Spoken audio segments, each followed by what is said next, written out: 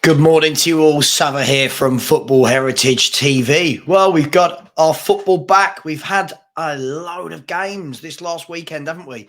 There has been controversy. There's been VAR.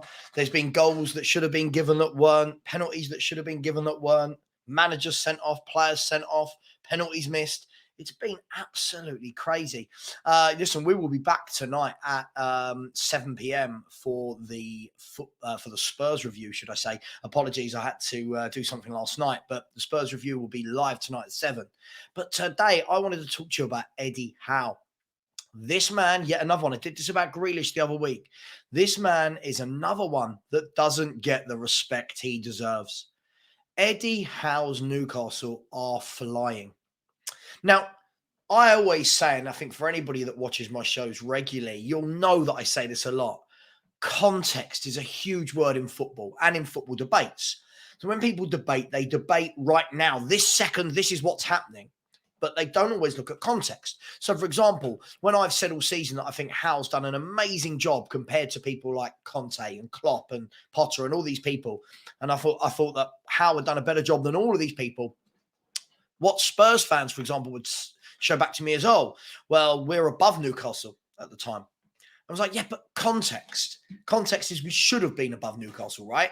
Context is that when Eddie Howe went into Newcastle, they played 13 or 14 Premier League games and were rock bottom.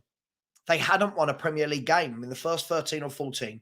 They were rock bottom, and they'd literally just been taken over by their owners. And at the time, everyone was like, oh my God, this could be the first billionaire owners to get relegated. They're bottom of the league. It's going to need a miracle.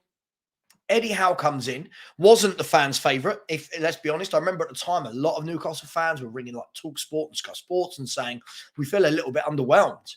You know, what has Eddie Howe done? Which I think we'll talk about in a minute, because I think that's a bit disrespectful. But I think they wanted a bigger name to start this revolution. However, what a phenomenal job Eddie Howe has done at Newcastle. Eddie Howe, let's have a look at the league table. Eddie Howe has got Newcastle United sitting in third place in the league. 29 games, 56 points. And they've conceded 21 goals in 29 Premier League games. Wow. Absolutely phenomenal. And yet this man doesn't get anywhere near the credit he should be getting. This guy is a phenomenal coach. He took Bournemouth from one kick away from going out of the Football League and into the conference to promotions over 7-8 years to get into the Premier League. And then they came up and played some good football in the Premier League and were very close to Europe, if I remember rightly. And okay, in the end, they got relegated. But what a job he done. Now, fast forward a few years, look at Newcastle United. So he picks them up, bottom of the table, 14 games gone, and everyone's saying, no one survived this before. Nobody with this fewer points after 14 league games has survived. They're down. They were written off. They were favourites. The bookies may as well have paid out.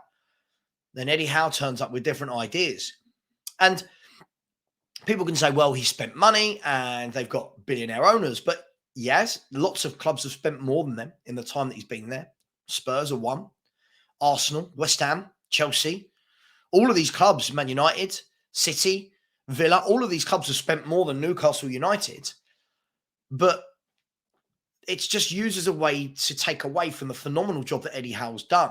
Now, if we look at this, yes, let's look at the players he has signed. So he's been there, He must have been there for 20 months now. I think he took over in the October of 2021. So if we fast forward October 2022, and then we're, 6 months from there. So we're probably looking at about 18, 19, 20 months that he's been there. And they're now one of the favourites, surely, for the top four, which for them will be phenomenal. And for the rest of us should be scary, because if a club with that sort of wealth behind them gets top four, they will do what a club like Tottenham doesn't, and they will use it as a platform to grow. They will use it as a platform to go and sign Champions League proven footballers. Spurs use it as a platform to do nothing. So that's the frustrating thing. But now let's look at it. Let's look at the players he signed. Because he's not gone out and signed anyone where you go, oh, wow, amazing. You know, this player was 300 million, Mbappe's. They haven't done that. They've been sensible with it. You look at it, Nick Pope. What a great signing that was. And if I'm not wrong, wasn't he on a free? I don't know. I might be wrong. 5 million free. Got in my head. Great signing. Great goalkeeper. Has done them the world of good. Looks commanding in there. And they've conceded 21 goals all season. Yeah. To put that into context, let's have a look. Villa have conceded 40. Spurs have conceded 42. Brentford have conceded 40. Fulham have conceded 40. Palace have conceded 40. Wolves 42. Bournemouth 57. Newcastle 21. That's phenomenal. Absolutely phenomenal. Then you look at the defenders he's bought. Botman. What a fantastic signing. Roughly 40 odd million. Somebody from Newcastle will tell me if I'm wrong. Roughly 40 million. I remember lots of fans from other clubs turning their nose up, going, oh, well, it's okay doing it in the French league. He's done it in the French league at Lille. Can he do it in the Premier League? Not half, can he? Wonderful centre-back. Wonderful centre-back. Then you look at Kieran Trippier. Kieran Trippier, what a solid signing that has been. Not only defensively, but offensively for them. Now you look at Dan Burn. If other clubs, if Spurs, if Arsenal, if these clubs are trying to sign Dan Burn, the fans will be up in arms. Newcastle took him, and he's been brilliant for them on the left-hand side. Then you look at Guimaraes.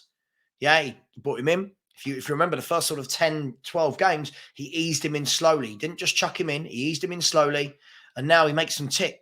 He's that player in the middle of the park, like they're kind of Enzo Fernandez, they're Bellingham, you know, they're player that makes them tick, like they're Rodri. Fantastic signing, whatever he was, 45, 50 million, I don't know, but fantastic. Then you look at Isak. Slow to get out of the blocks, but a young striker. Now you're starting to see the fruits. Now you're starting to see a talented forward.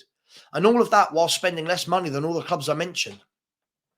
But where I want to give the credit to Eddie Howe isn't the signings he's made. The credit I want to give to Eddie Howe is when he took over, players like Fabian Schär, talked about as one of the worst centre-halves in the league. Dreadful defender. Now part of a back four or a two-man centre-back partnership that's conceded 21 goals. Willock, Longstaff, Almiron, Joe Linton. What he's done with those players has been nothing short of sensational. Almiron couldn't hit a barn door. He's had a great year this year. Joe Linton looks a revelation dropping into central midfield. Looks a revelation in there. Strong, powerful, drives forward, good in the tackle. Willock, box to box, runs all day, grabs the odd goal. Longstaff, another one, great engine. Now, I'm not saying that some of these guys won't be moved on or will play more of a bit part role as they get better players, but to go in there and to upskill players you've already got is what I look at other managers and think, you can't do that. And that, for me, is why Eddie Howe is a wonderful coach. Forget the manager word, but a wonderful coach for what he's done there. Over the last 20 games, only City and Arsenal have taken more points than Newcastle. In the form table right now, Newcastle are second in the form table. Joint, to be honest, they're joint with Man City in the last 5 games, played 5, won 5. If you look at Newcastle's last 5 results, beat Brentford away, West Ham away, Man United at their ground, Forest away, Wolves at home. There's some tricky games in there, and they've come through them all with flying colours. And everyone said, oh, but they draw too many. What a wonderful job this man has done. And I think they will get top 4. In a part of me hopes they do, because I think he's done a wonderful job. And I think that for me, he's my manager of the year. Yeah, people will say if Arteta gets the title, it should be him. But rounding this all off, context of where Newcastle were, where they were when he picked them up and the players he had to where he's taken them to, that context is amazing. So listen, just a bit of appreciation. I think sometimes we're very quick we want to knock everyone.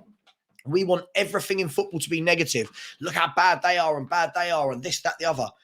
A bit of credit where it's due to certain people. And for me, I think Newcastle have been a revelation. Defensively sound. They play some good attacking football. They look organised. And that's all thanks to Eddie Howe and his backroom staff. So I'll leave it at that. Let me know your thoughts. What do you make of Eddie Howe? What do you make of Newcastle? I'll leave it there. I will see you tonight. We're back for the Spurs review, for the Spurs show at 7 p.m, where I'll be joined by the usual characters. Thank you very much. We'll see you there. Take care and have a wonderful Monday.